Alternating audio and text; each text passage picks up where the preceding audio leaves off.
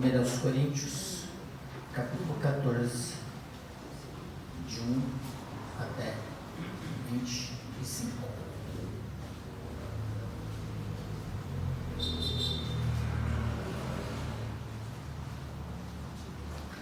Sigam o amor e procurem com zelo os dons espirituais, principalmente o de profetizar. Quem fala em línguas não fala para pessoas, mas fala para Deus. Ninguém o entende, pois por meio do Espírito fala mistérios. Mas o que profetiza fala para as pessoas, edificando, exortando e consolando. O que fala em línguas a si mesmo edifica, mas o que profetiza edifica a igreja.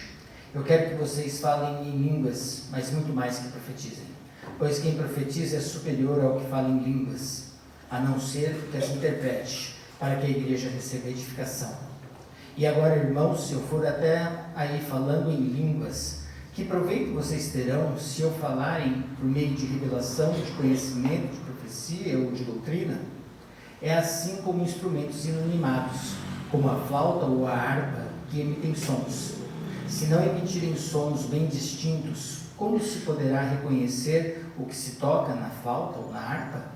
Pois também, se a trombeta der som incerto, quem se preparará para a batalha? Assim também vocês, se com a língua não disserem palavra compreensível, como se entenderá o que é dito? Porque vocês estarão como que falando ao vento. Há sem dúvida muitos tipos de vozes no mundo, e nenhuma delas é sem sentido. Mas, se eu não entender o significado da voz, serei estrangeiro para aquele que fala, e ele será estrangeiro para mim. Assim também vocês, visto que desejam dons espirituais, procurem progredir para a edificação da igreja. Por isso, quem fala em línguas, ore para que possa interpretar. Porque se eu orar em línguas, o meu espírito de fato ora, mas a minha mente fica infrutífera. Que farei então? Vou orar com o espírito, mas também vou orar com a mente. Vou cantar com o espírito, mas também vou cantar com a mente. Se você louvar apenas com o espírito, como o não instruído poderá dizer amém ou amém, depois da oração de agradecimento que você fez? Porque ele não entende o que você diz. A sua oração de agradecimento pode ser muito boa, mas o outro não é edificado. Dou graças a Deus, porque falo em línguas mais do que todos vocês. Contudo, na igreja prefiro falar 5 palavras, com o meu entendimento, para instruir outros, do que falar 10.000 palavras em línguas. Irmãos, não sejam meninos no entendimento. Quanto à maldade, sim, sejam crianças. Quanto ao entendimento, sejam pessoas maduras. Na lei que está escrito: falarei a este povo por meio de homens de outras línguas e por meio de lábios de outros povos. E nem assim me ouvirão, diz o Senhor. Portanto, as línguas constituem um sinal não para os que creem, mas para os que não creem. A profecia, no entanto, não é para os que não creem, e sim para os que creem.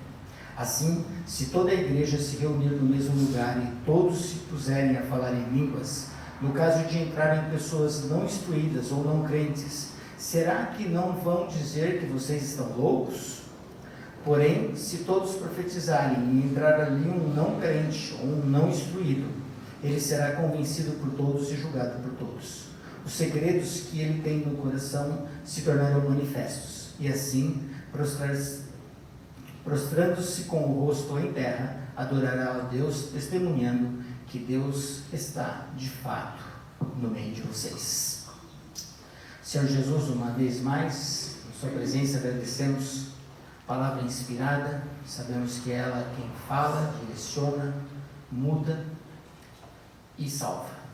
Pedimos, ó Pai, tua iluminação na exposição desse texto, que a igreja possa ser edificada nesta noite. Amém. No último sermão da semana passada, eu parti de uma forma superficial neste mesmo texto e utilizei a expressão dos capítulos do versículo 21, 22 aqui, que é uma citação que Paulo faz do Antigo Testamento. E falei que o sermão da semana passada, ele é básico para o entendimento do sermão desta semana. Por que seria isso? Porque nós demos uma definição na semana passada de como entendemos o que são as línguas e profecias neste texto. Então torna-se importante então ao sermão da semana passada. Eu tentei disponibilizar ele no grupo da igreja. É esse daqui.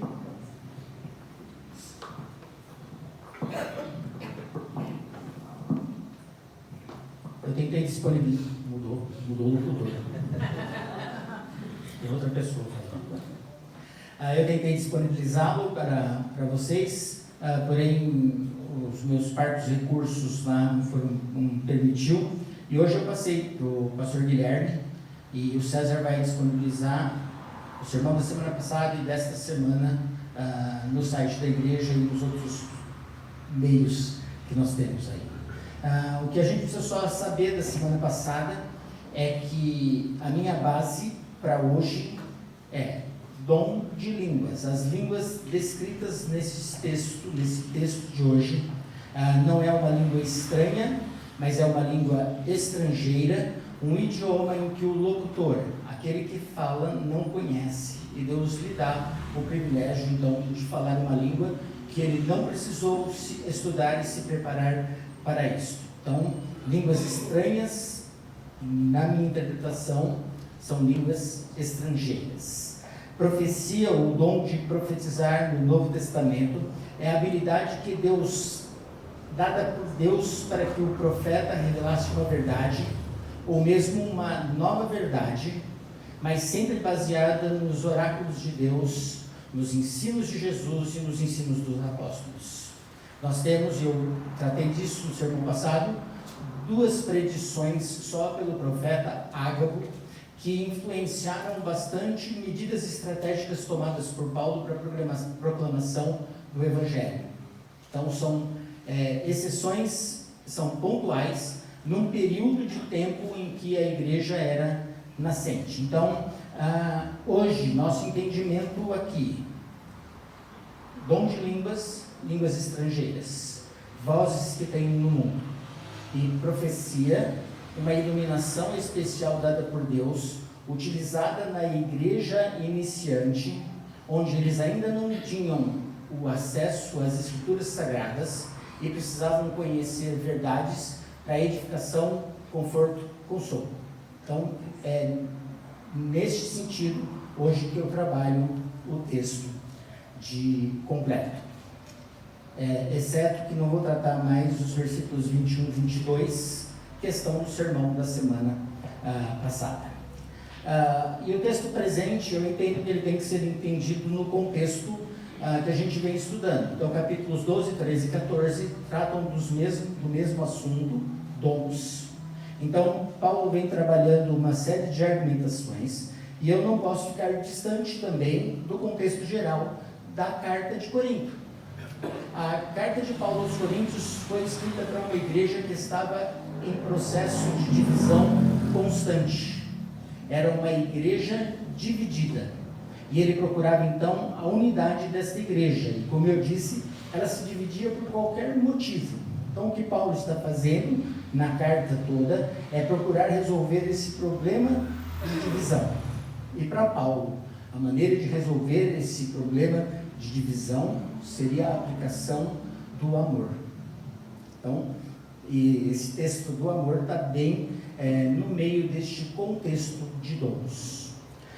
Como eu quero fazer? Eu quero tratar só do contexto, para a gente sentir como Paulo direcionou para chegar até o nosso texto de hoje. Tá? O que Paulo diz é que os dons não são palco para competição espiritual, de espiritualidade. Então eu estou começando aqui lá no capítulo 12, não vou dar os textos, só vou fazer a sequência. Os dons são diversos, mas emanam do mesmo Deus triuno. Os dons são distribuídos de forma soberana pelo Espírito Santo. Os dons são distribuídos aos membros do corpo de Cristo. E quando eu olho dons distribuídos em corpo de Cristo, a gente poderia olhar no sentido amplo, mas eu gostaria que você fizesse relação a uma igreja local. Porque a preocupação do Espírito Santo é com a edificação do corpo todo, da igreja de Cristo Jesus espalhada pelo mundo todo, mas também especificamente dentro de um contexto de igreja local, onde você congrega. Porque é aqui que nós sentimos a edificação, o conforto, o consolo do Espírito Santo, da comunhão dos irmãos e daquilo que é ministrado através da palavra. Então, os dons são distribuídos aos membros do corpo de Cristo. Os membros também são diversos. Os membros são diferentes, mas todos escolhidos pelo mesmo Deus. Pelo mesmo Deus Trino, que distribui os dons. Os membros são todos importantes. Os membros exercem funções e dons diversos. Os membros são uma unidade orgânica. Fazemos parte uns dos outros. Mesmo dentro da diversidade de dons, existe utilidade, e a necessidade desses dons é suprida pelo Espírito Santo de acordo com a necessidade de uma igreja local. Por isso que eu prefiro olhar este contexto direcionado a uma igreja local, porque aí a gente percebe mais essa unidade do corpo, a dependência, a interdependência dos membros e a necessidade de diversos dons dentro do mesmo corpo para que toda a igreja seja edificada. Então é desta maneira que eu vou encaminhar capítulo 14. Quando Paulo chega no capítulo 14, de forma maior, ele pode ser dividido em duas partes. Eu diria, a primeira parte, quando Paulo vai fazer aqui uma argumentação sobre dois dons específicos, e depois ele vai passar para corrigir a igreja na maneira de utilizar esses dons no contexto de culto público. Então, de 1 a 25, ele vai tratar de dois dons especificamente, e de 26 até 40, ele vai tratar da maneira em que a igreja deve administrar esses dons no culto público.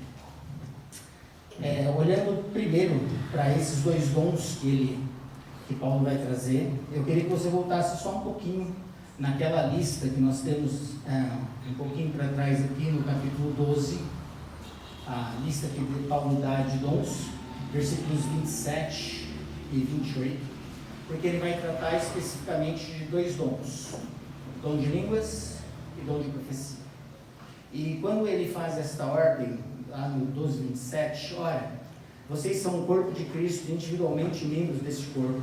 A uns Deus estabeleceu na igreja, primeiramente, apóstolos, em segundo lugar, profetas, em terceiro lugar, mestres, depois operadores de milagres, depois os que têm dons de curar, ou de ajudar, ou de administrar, ou de falar em variedade de línguas. Este é um dom em ordem de importância. Primeiramente, apóstolos, em segundo lugar, profeta, e por último, línguas. Então, Paulo faz uma ordem, e quando eu olho para esta ordem, ele vai tratar de dois desses dons. Eu diria que o primeiro e o último. O primeiro, que é o segundo da lista, mas o primeiro que ainda estava em disposição para a igreja.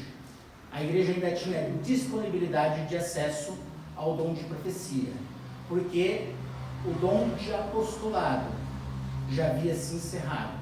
Não havia mais vagas para apostolicidade, ou seja, ninguém mais foi chamado como apóstolo depois de Paulo. Então a gente percebe, e aí como a gente tem conhecimento da história do livro de Atos inteiro, que nenhum outro apóstolo foi chamado. Então, Paulo pegou agora o segundo, que seria o primeiro em disposição, e o último, e vai fazer um contraste. Na verdade, eu encontrei 4 contrastes neste nosso texto do capítulo 14, que Paulo faz para montar a sua argumentação e dizer como é que a igreja deve usar esses dons no culto público no próximo sermão. Olhando então para os contrastes, eu queria só que você percebesse os contrastes.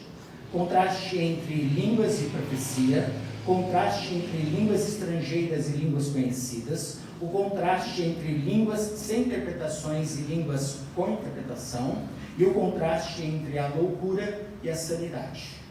É assim que eu encontro a divisão para este texto. Vamos ao primeiro contraste, versículos de 1 a 5. Sigam o amor e procurem com zelo os dons espirituais, principalmente o de profetizar. Um teólogo fez uma paráfrase desse primeiro versículo que eu acho que ficou bem explicativo. Persigam o amor, esforcem diligentemente pelos dons, alegrem-se no Espírito que permita que vocês profetizem. Porque eu posso pedir qualquer dom para Deus, mas quem o dá de forma soberana é o Espírito Santo. Pedir eu posso, se eu vou receber, é outra história. Quem faz isso é o Espírito Santo. E ele faz a partir de quê? Do meu desenvolvimento espiritual. Como é que eu me desenvolvo espiritualmente? Fruto do Espírito Santo. Então, eu procuro o amor. E daí você tem 2 sermões para trás, que trata só do capítulo 13, que é a expectativa que Paulo tem e a demonstração que Paulo faz, que aqueles crentes de Corinto, apesar de se acharem espirituais, falhavam no amor de uns pelos outros. E a falta do amor ágape naquela igreja estava trazendo divisões para a igreja. Inclusive, quando a gente trata de uma relação de dom espiritual. Os dons eram causa de mais uma divisão dentro da igreja. Então, olhando para esse particular, nesses 5 primeiros versículos, o que Paulo faz é deixar claro que o dom de línguas é inferior ao dom de profecia. E aí ele é claro, ele diz: o que fala em línguas a si mesmo se edifica, mas o que profetiza edifica a igreja. Eu quero que todos vocês falem em línguas, mas muito mais que profetizem, porque quem profetiza é superior ao que fala em línguas. Quando é que o dom de línguas se equipara ao dom de profecia? Quando aparece o dom de interpretação e aquela língua que ninguém tinha entendido passa a ser então manifestada aos ouvintes, e aí este dom de línguas, juntamente com o dom de interpretação, passa a ser o dom de profecias. Então, ele diz, olha, é superior. É superior por quê? E ele já tratou disso aqui mesmo. Versículo 3. Mas o que profetiza fala para pessoas, edificando, exortando e consolando. Qual é o propósito dos dons na sua diversidade que nós vimos lá atrás no capítulo 12? A edificação da igreja.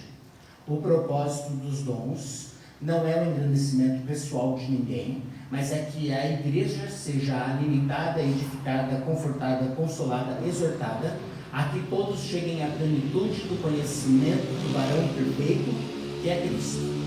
Isso eu estou trazendo de Efésios para cá. Então, assim, propósito dos dons, edificação e crescimento da igreja. Como é que uma igreja cresce? Meios de graça. Palavra, oração, sacramento, comunhão. Como é que é esse exercício? Onde esse exercício é feito? No corpo de Cristo, com a participação de cada uma das partes, com o desenvolvimento e a aplicação no serviço de cada um dos dons que Deus distribuiu no corpo. De acordo com a diversidade de membros, com a diversidade de dons, a aplicação desses dons traz crescimento e edificação. Na lista dele, qual o mais importante? Aquele que edifica. E quando você pegar nesse texto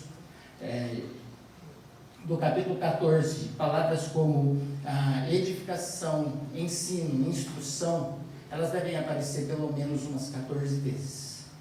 Ou seja, o tema do livro do capítulo é edificação do corpo de Cristo.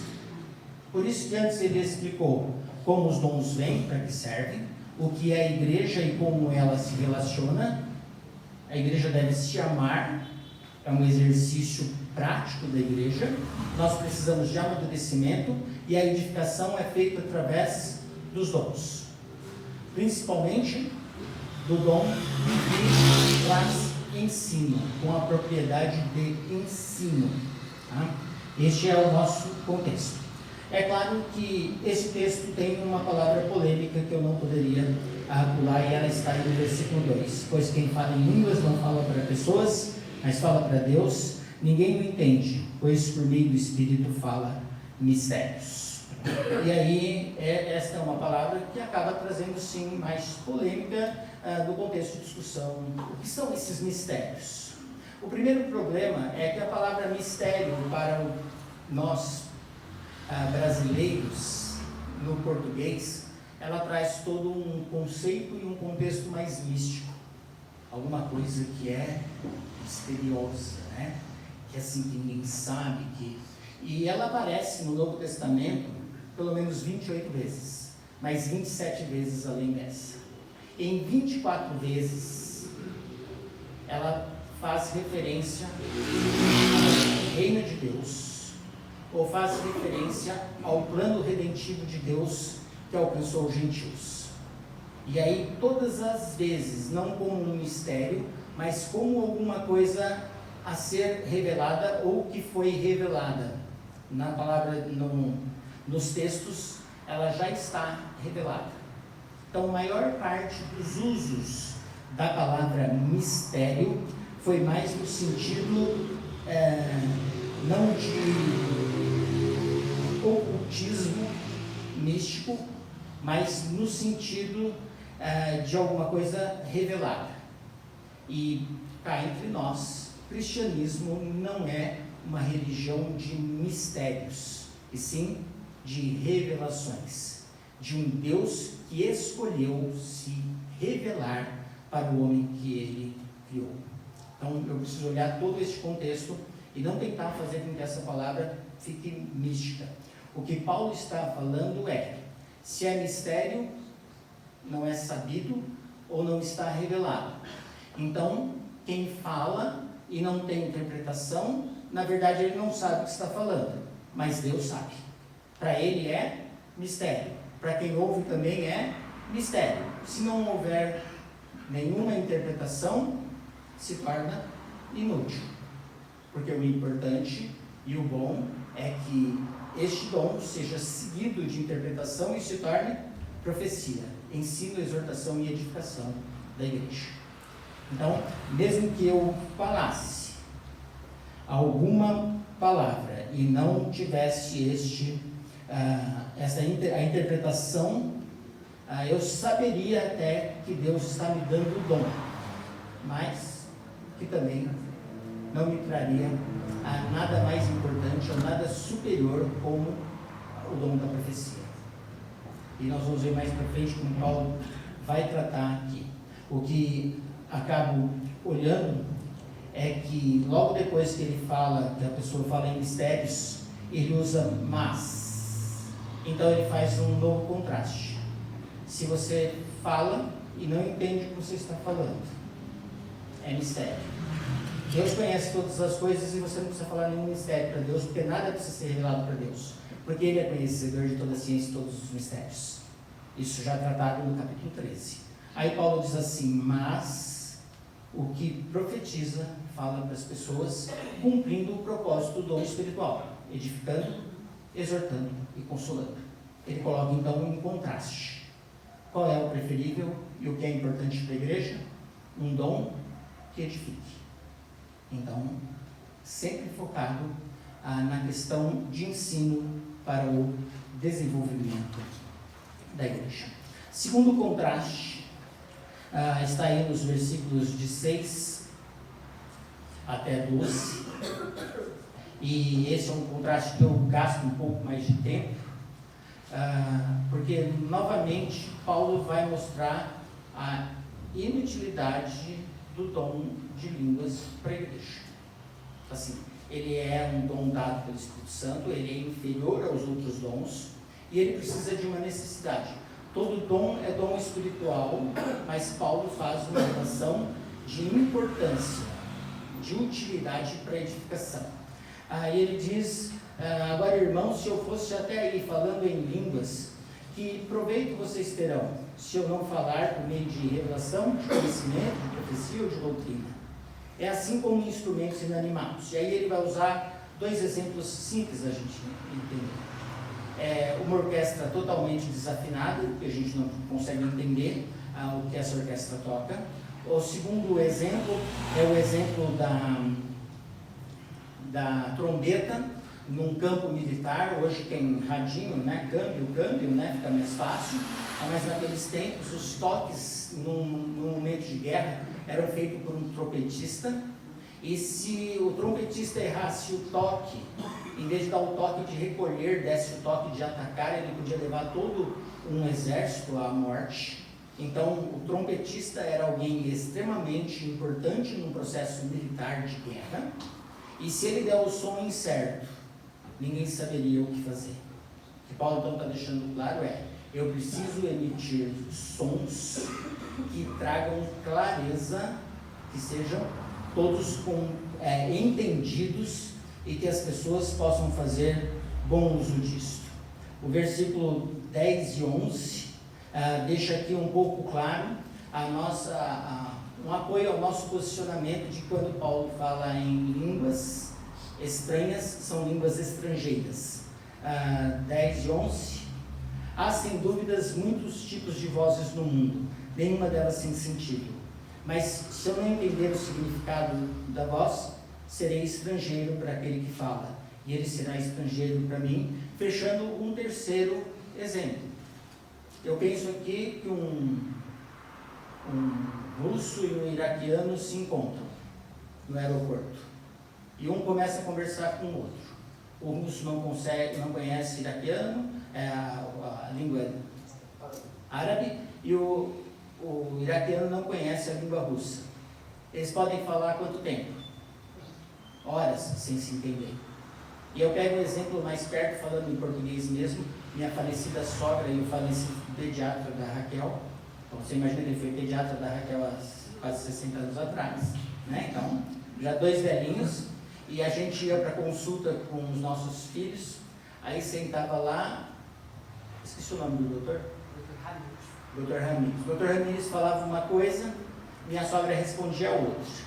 Aí eu olhava para a cara da Raquel, aí a dona Olga falava alguma coisa e o Dr. Ramírez respondia a outra.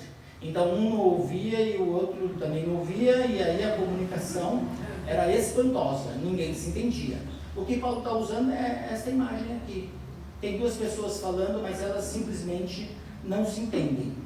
E aí ele vai trazer esta aplicação para aquela igreja. Assim também vocês, visto que desejam dons espirituais, procurem progredir. Diversas vezes no texto, Paulo fala que nós precisamos sair da imaturidade e irmos para a maturidade. Procurem progredir. E o progresso é o quê? Aquilo que traz edificação para a igreja. Quando ele trata de amor, vocês precisam aprender o que é amar para o progresso da igreja. Vocês não podem ser meninos. E quando lá no versículo 20, ele vai tratar do assunto de novo, ele diz: vocês não podem ser meninos no entendimento. É necessário maturidade. O que Paulo está pedindo para aquela igreja é lidar com maturidade com o assunto.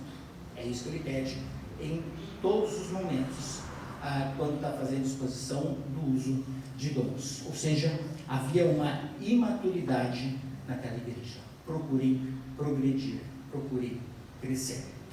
Terceiro contraste entre línguas sem interpretações e línguas com interpretações.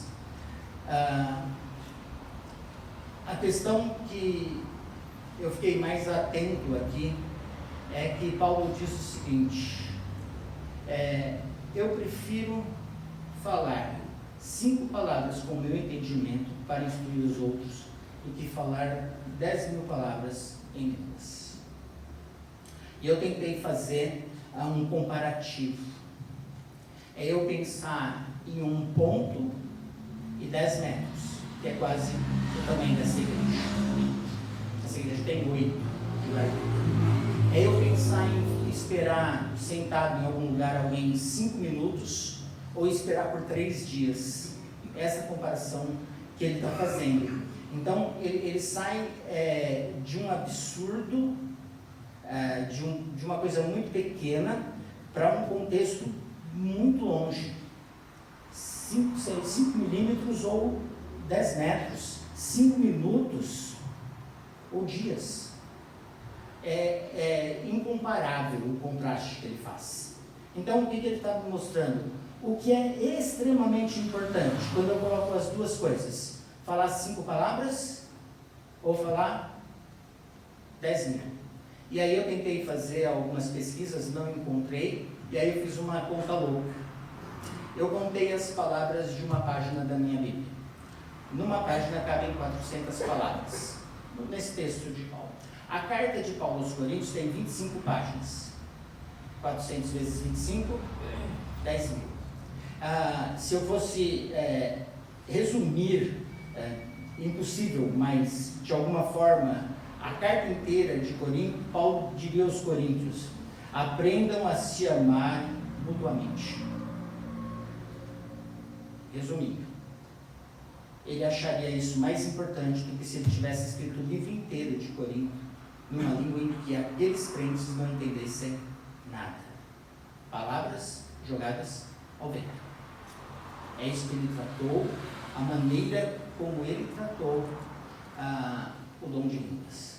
Aonde ele está pesando, dando maior evidência e descarregando toda a necessidade de procura da igreja, num dom de edificação da igreja. Claro, ele está valorizando os dons, ou o dom aqui no caso, de ensino, que transmite edificação, que transmite exortação e consolação para a igreja. Ele fez isso no processo inteiro. Então, o que eu olho e entendo é que esses contrastes que Paulo está fazendo é para que a igreja entenda a importância do ensino claro, do ensino de forma que possa ser entendido, atendido e aplicado. É a explicação clara das verdades de Deus. É assim que eu olho para este dom de profecia, e é assim que eu olho para a necessidade dentro da igreja, necessidade de ensino claro das escrituras sagradas. Os profetas foram importantes naquele contexto por falta de escritura completa. Eu não sei quantas Bíblias você tem em casa. Quem tem menos de 5 Bíblias em casa, levante a mão, por favor. Viu? 2 pessoas. Precisa comprar mais Bíblia. Não, mais uma basta. Lendo uma já está bom. Mas está vendo? A gente tem muito mais Bíblias, a gente tem à disposição Bíblias, a gente tem aplicativos, tem programas, tem no grego, tem no interlinear, tem o que você quiser para ter entendimento hoje. O profeta, então, no sentido do Novo Testamento, perde o sentido e toma sentido pastores e mestres. Dom de ensino, dom de ministração, coisas que edificam a palavra no entendimento das escrituras sagradas. Último contraste entre a loucura e a sanidade. Eu sei que Paulo já falou que a própria mensagem de salvação era loucura para os gentios e escândalo para os judeus. Se você se lembrar disso lá no primeiro capítulo, versículo 23, Paulo vai tratar disso. E a mensagem do Evangelho era sim uma loucura, porque é Deus que deixa o céu para habitar com a sua criatura, se humilhando, andando com eles e mais, entregando sua própria vida em sacrifício deles, morte substitutiva, sangue que perdoa. A mensagem do Evangelho é loucura para os gentios, porque é difícil entendermos porque o Deus deixaria os céus para salvar uma criatura perdida, mas por causa do seu amor ele faz isso. E quando nós entendemos que somos pecadores, quando nós percebemos que temos necessidade de um Salvador, e que esse Salvador só pode ser Cristo Jesus, Deus Filho, o nosso coração, os nossos segredos, os nossos intentos são derramados diante de Deus. E normalmente a gente vai congregar com aquele grupo de pessoas que foram usados como instrumento para o nosso entendimento espiritual. Quem faz a obra é o Espírito Santo. Mas quando eu me converti, eu fui para uma igreja. E esta igreja, eu entendi, se recebia a salvação de Deus por meio da instrumentalidade do povo desta igreja, nesta igreja, Deus atua. Por isso que na semana passada eu deixei muito bem claro, apesar das nossas diferenças com irmãos que acreditam no dom de uma forma diferente da nossa, respeito é extremamente importante. Respeito à sinceridade, respeito à salvação desses irmãos. Questionamentos de diferença doutrinária podem até serem tomados, mas sempre com muito respeito, porque nós não estamos competindo espiritualidade com esses irmãos, porque somos de forma ampla corpo de Cristo, com o mesmo propósito de proclamarmos as belezas de Deus, as maravilhas de Deus ao mundo perdido. E é assim que Paulo faz aqui.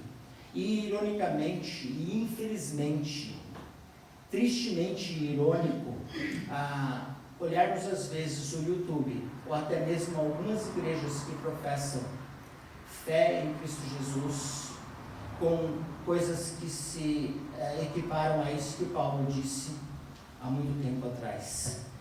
Ele vai dizer assim: se toda a igreja se reunir no mesmo lugar e todos se puserem a falar em línguas, no caso de entrar pessoas não instruídas ou não crentes, será que não vão dizer que vocês estão loucos? E a gente tem visto, infelizmente, isso.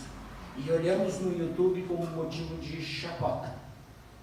Em vez de proclamarmos a verdade da salvação em Cristo Jesus, o Evangelho acaba virando chacota, motivo de riso, de memes e de uma série de outras coisas. Porque quando nós, cristãos, olhamos para esta loucura, até nós mesmos, dizemos: isto não é sanidade, isto é loucura. E ele faz o contraste. O que a igreja precisa manifestar é poder, amor e as verdades de Deus. E daí, aqueles que entrarem por acaso e tiverem contato com esta pregação do Evangelho, dirão: aqui Deus está de fato operando. Darão testemunho porque sentiram as suas almas tocadas pelo Espírito Santo, pela mensagem pregada naquele lugar. Quem salva é Cristo Jesus. Com esses contrastes, eu gostaria que a gente entendesse a nossa forma de enxergar, uma forma da igreja presbiteriana enxergar os dons. Existem ainda algumas diferenças, mesmo entre presbiterianos, com relação a entender se Deus ainda opera ou não alguns dons. No meu entendimento, Deus é poderoso para operar qualquer dom, quando Ele quiser, como Ele quiser, de acordo com a soberania do Espírito Santo. Então, isso é indiscutível. Agora, que Deus usou e que mostrou para nós que usou o dom do apostolado no início da igreja e depois não usou mais, isso foi de forma clara. Ou seja, vieram os apóstolos e depois Deus não usou mais esse dom. E assim Ele pode fazer com qualquer outro dom.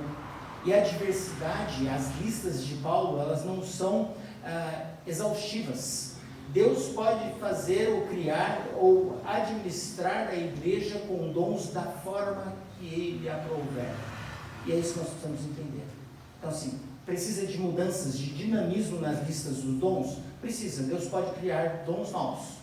Não tem problema nenhum. Ele dá capacitação aos membros da igreja que estão desenvolvendo uma vida de santidade, de amor às coisas de Deus, e pode sim distribuir dons da maneira que quiser.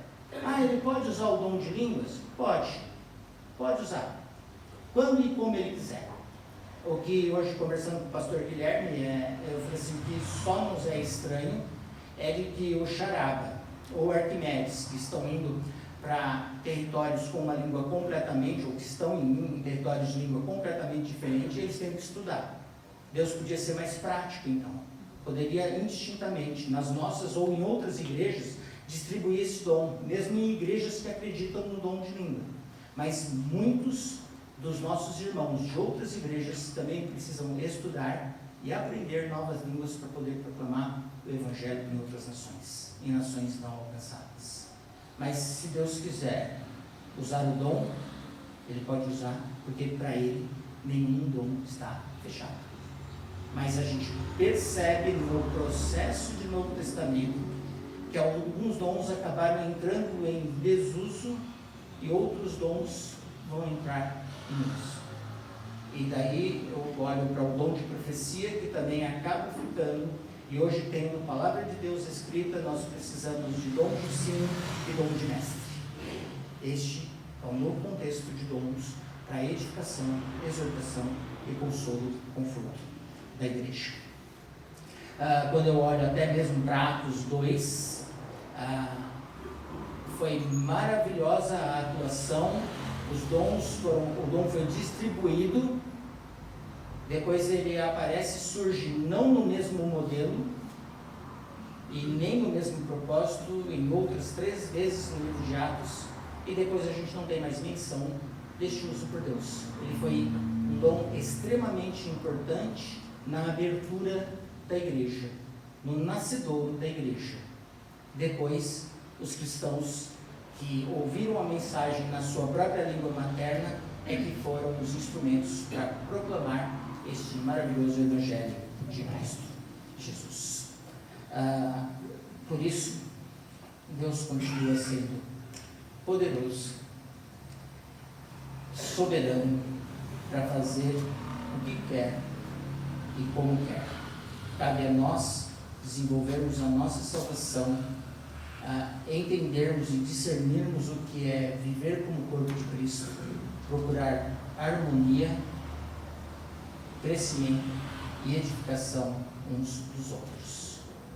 E quando eu olho com amor para o povo que eu congrego, eu preciso colocar os dons que Deus me dá em exercício para a ajuda mútua. Assim eu devo fazer, assim você deve fazer, e todos nós nos ajudaremos no crescimento e desenvolvimento espiritual. Amém? Dúvidas com o pastor Guilherme? No final do culto ele está aqui na frente para responder as questões mais difíceis. Porque está tudo fresco para ele.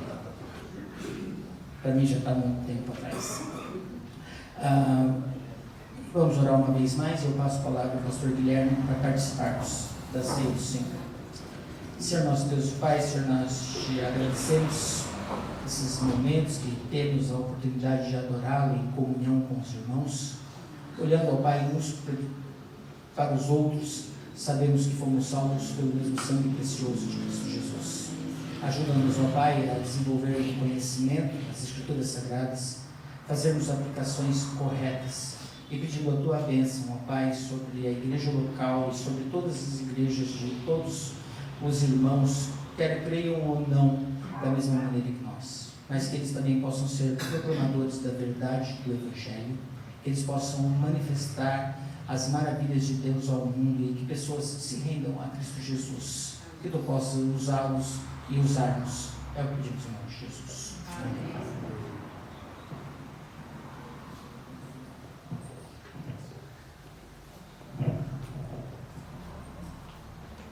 Peço que chame as crianças e os que estão lá com elas. Convido os presbíteros à frente. O pregador Orlando também, para auxiliar neste momento. Abra a Bíblia